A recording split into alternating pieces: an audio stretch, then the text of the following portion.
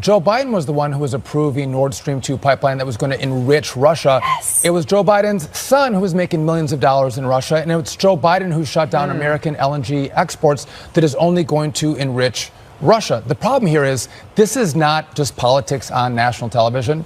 If you think back, they used Russia collusion to engage the intelligence community in the U.S. to go after Donald Trump and his allies. What they're doing right now is trying to engage the intelligence community, not just to go after Donald Trump, but to go after every single Republican throughout the community. And again, it was all fake, all false. But the intelligence came after Republicans. They've weaponized our government against our own people. Yes. Collusion with Russia will hang over him no matter where he stands. It does look like he's listening to Putin more than he is American intelligence. We're about to find out if the new president of our country is going to do what Russia wants. The presidency is effectively a Russian op.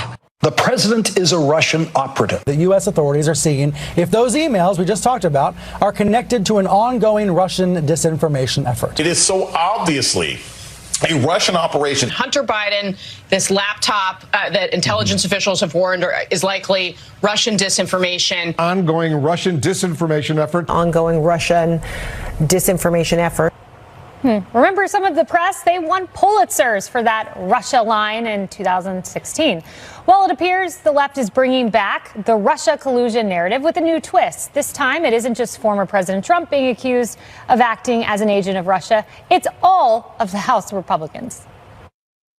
House Republicans have been acting as an agent or an asset of Russian intelligence for Vladimir Putin. It's very clear that they've all been dupes to a Russian disinformation propaganda effort. The American public needs to know what is going on and how Russia is interfering with the help of the Republican Party and Donald Trump. There's a growing pro-Putin faction in the Republican Party, and it's led by Donald Trump. Donald Trump loves Russia so much he should move there.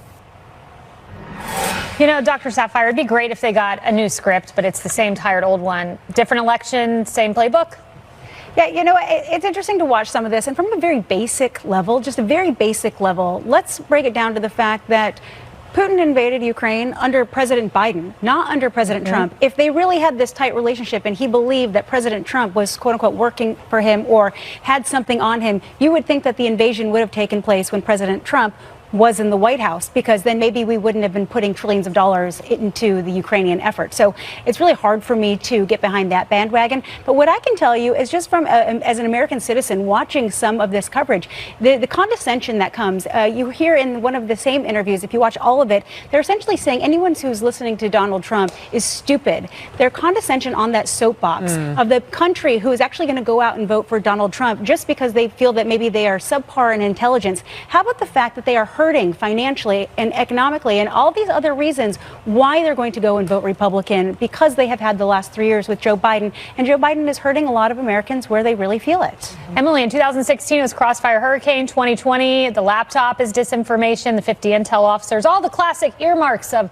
a Russia information campaign, and here we are again. Totally, and I want to point out how the Washington Post summed this up, to no one's surprise. They said the revelation from this week's Smirnoff filing, it's not that Russia is trying to influence the outcome of the election, they write. They say it's that the Trump-led effort to pretend this hasn't happened is so blinkered, it ends up putting Republicans in rhetorically embarrassing positions. So at the end of the day, the whole point, as we've now been underscoring, is that per the Democrats, it will always just be about how this relates back to an embarrassing position for Trump.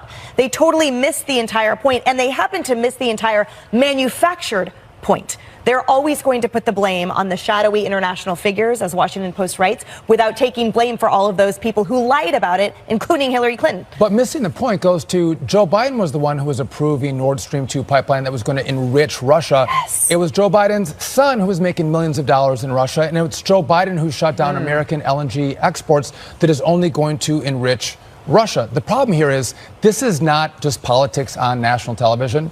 If you think back, they used Russia collusion to engage the intelligence community in the U.S. to go after Donald Trump and his allies. What they're doing right now is trying to engage the intelligence community, not just to go after Donald Trump, but to go after every single Republican throughout the community. And again, it was all fake, all false. But the intelligence came after Republicans. They've weaponized our government against our own people. Yes. You know what's really interesting to me about this, and you just filled some of this in as why it is interesting to me. They already have the court cases. They already have 89% of every story is negative on Trump. And as Pete Hegseth said last hour, that's basically 100%, right? They already have a leveraged media against him. Why do they need a Russia collusion story to be brought back from the other side of the dirt? Like, I don't really understand. How badly are the Democrats losing? I mean, I see the polling and all of that, but are they really going to lose factions in their party? Because this president has let the border get out of control, has let 2 wars now fester without knowing what to do and which side to capitulate in or to politically. I mean, is it that bad that they've got to bring back Russia? Well, kicking him off ballots hasn't worked. Prosecuting him hasn't worked. January 6th hasn't worked. So you got to bring back the old thing that worked in 2020, Russia collusion, which is why they're bringing it back. And journalists, boyfriends usually don't work out. Journalists enable it. 2018. Never forget the Washington Post, New York Times won Pulitzers. Where was the accountability, the retractions, the firings? They did not happen.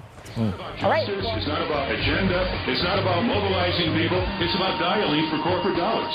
These 2 parties have sold the U.S. government and the American people to the highest bidders.